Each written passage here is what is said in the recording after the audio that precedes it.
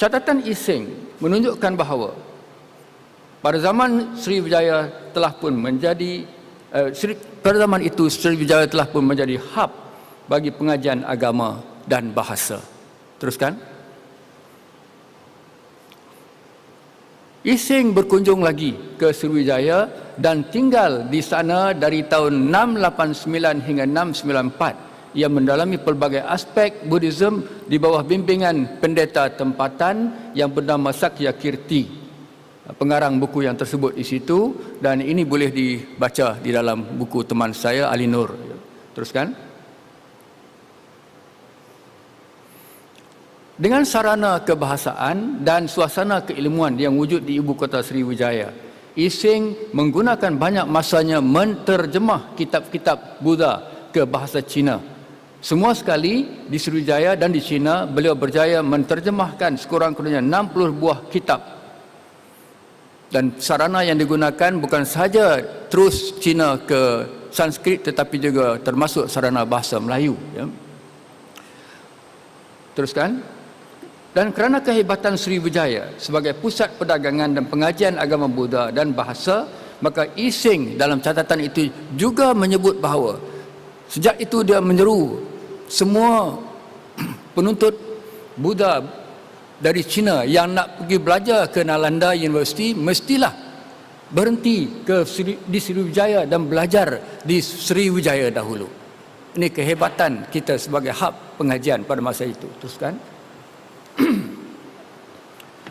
Ketika berada di kemuncak kegemilangannya, Sriwijaya telah membina sebuah candi besar yang bernama Borobudur, dan kita semua tahu, mungkin saya tidak perlu panjang lebarkan di situ, tetapi saya nak sebutkan Candi Borobudur ialah salah satu pencapaian tinggi peradaban Melayu di zaman itu.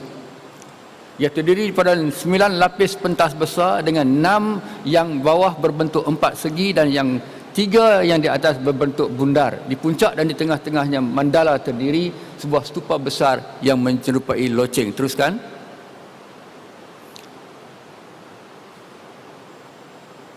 Ingat, ini Pulau Jawa. Dia menguasai Jawa pada ketika itu. Dan yang saya nak baca sedikit ialah apa yang telah dicatat di dalam tulisan-tulisan banyak, tapi juga ada di dalam Wikipedia. It is the world's largest Buddhist temple as well as one of the greatest Buddhist monuments in the world. Dalam konteks perbincangan ini, ia adalah cermin yang memantulkan dengan terang pencapaian cemerlang akal budi orang Melayu ketika itu dalam bidang kosmologi, sains, teknologi dan seni. Teruskan. Dan saya nak kaitkan ini dengan bahasa. Dari segi bahasa, ya, untuk projek pembinaan monumen tersebut, bahasa itu pastilah telah lengkap dengan istilah-istilah konseptual, teknikal, saintifik dan artistik yang perlu dikuasai oleh ribuan orang jurutera, juru teknik, tukang dan seniman yang terlibat. Jadi kalau kita tak yakin lagi bahawa orang Melayu, ya, di awal zaman sejarah sudah hebat, saya tak tahu apa lagi yang boleh meyakinkan kita. Ya.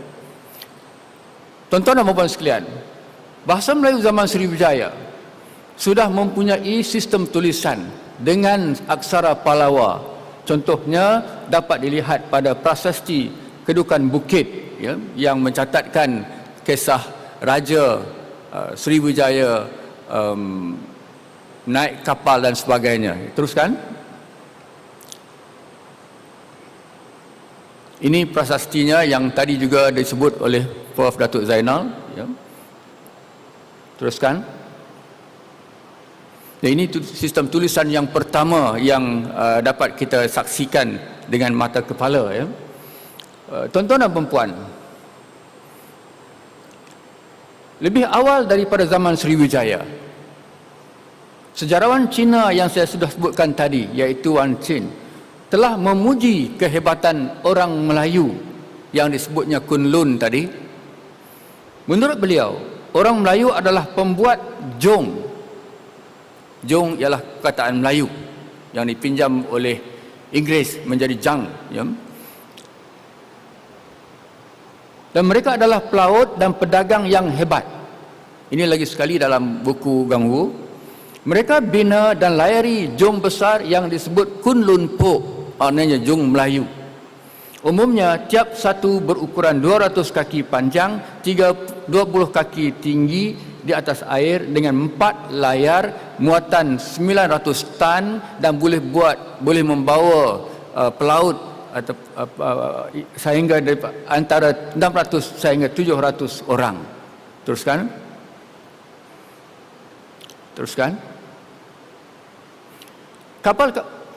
Patah balik. Kapal-kapal ini lebih besar daripada Mendam Berahi, ya.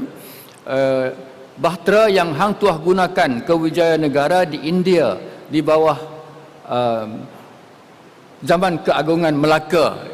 Ya, saya pernah tulis ini di dalam tempat lain, ya, di tempat lain yang dapat digambarkan seperti di bawah. Di bawah itu ialah gambar Mendam Berahi, kapal Hang Tuah, ya.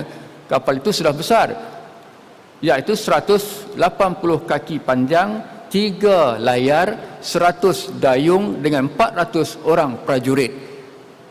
Teruskan, satu lagi. Dan itu sebenarnya lebih besar daripada lebih kecil daripada apa yang disebut oleh Zinjin di zaman abad yang kedua dahulu. Sekarang menurut L.N. Schaeffer pula dalam bukunya Maritime Southeast Asia, ini buku baru 2015, orang Cina bukan saja kagum melihat jong Melayu itu besar, tapi mereka telah banyak belajar daripada teknologi perkapalan Melayu. Tradisi hebat Melayu Mahawangsa ini kekal hingga zaman Hang Tuah dan zaman Melaka yang saya sebutkan tadi. Menurut pengarang Portugis Tom Pires pula dalam bukunya Suma Oriental yang saya fikir semua orang sudah dengar, jong Melaka di Kanton sering diarah berlabuh jauh daripada pantai. Hal ini kerana saiznya yang besar dikhawatiri membahayakan kapal-kapal Cina yang umumnya pada ketika itu lebih kecil. Jong Melaka juga, kata beliau, lebih besar daripada galeon Portugis sendiri. Itu gambarannya, ya, berbanding dengan galeon Portugis, juga galeon Spanish yang datang ke Filipina, jong Melaka masih lebih besar sebenarnya. Teruskan. Dan itu pencapaian kita di dalam bidang perkapalan. Ingat saya, pertama, orang Cina tahu bahawa jong kita lebih besar. Kedua, mereka takut pada jong-jong Melayu sehingga tak membenarkan dia rapat ke harbor. Dan ketiga, dia pelajari daripada perkapalan, industri perkapalan kita. Sekarang saya bawa ke bidang lain pula. Ini bidang wayang gambar sedikit, ya. Sebenarnya dia berasaskan sastra. Saya nak tunjukkan di sini bahawa kehebatan orang Melayu itu yang sudah diketahui sejak abad kedua memuncak pada abad ke-6, 7 zaman Tang, ya. Zaman Tang. Dan dikatakan bahawa banyak orang Kunlun berulang alik dari Kepulauan Melayu ke China. Ada yang tinggal di sana, terutama di Guangdong, termasuk menjadi pengawal peribadi pembesar-pembesar istana. Yang akhir ini digelar Kunlun No, ya, Melayu hamba, kerana dia jadi servant kepada pembesar-pembesar Cina, ya.